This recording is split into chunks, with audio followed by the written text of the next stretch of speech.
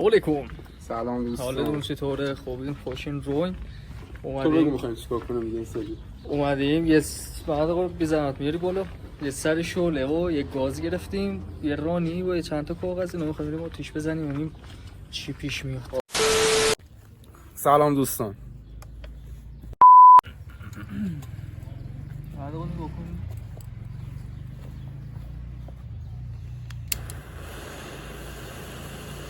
A few moments later. تو چی میگی؟ من میگم که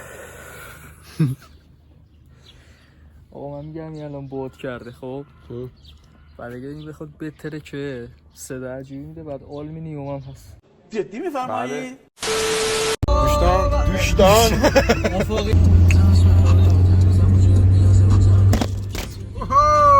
خوش میخورد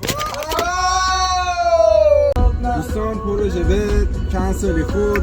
گفتیم که حالا این میپوکه، بعدش مردم میرزن بیرون میگن بعد سلامت تو این کار نکن، بگن ما اصلا ترس از چیزی نداریم که مثلا کسی یادو ما حرف بزنه. این داستانو اگه غیر از این بود که اصلا همون کار میکرد. حالا میخوایم لوکیشنش رو عوض کنیم بریم یه جا دیگه. از دیگه بریم یه جا دیگه.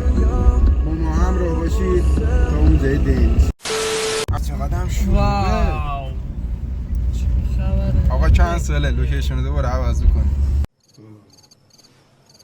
پس با اجازتون ما دیگه رفع زحمت. بله 6.5 hours later. میخواستیم این تو کنسله مثل همینجا شروع به کار میکنیم. اما همینجا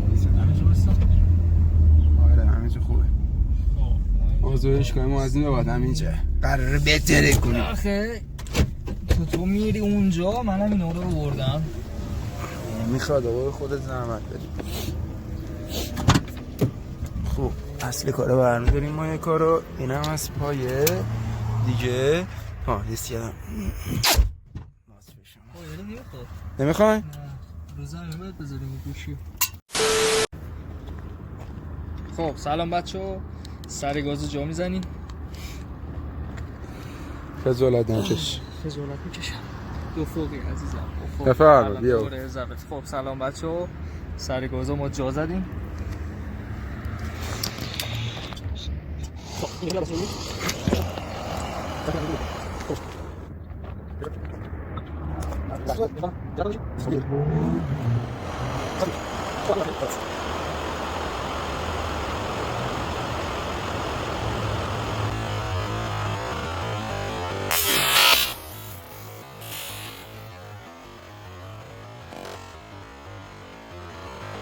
Two hours later. درود بر شما دوستان عزیز. درود.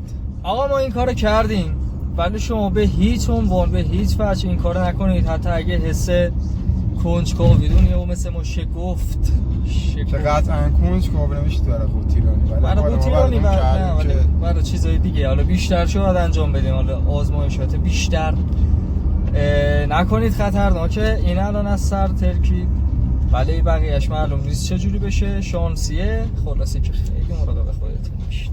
لاو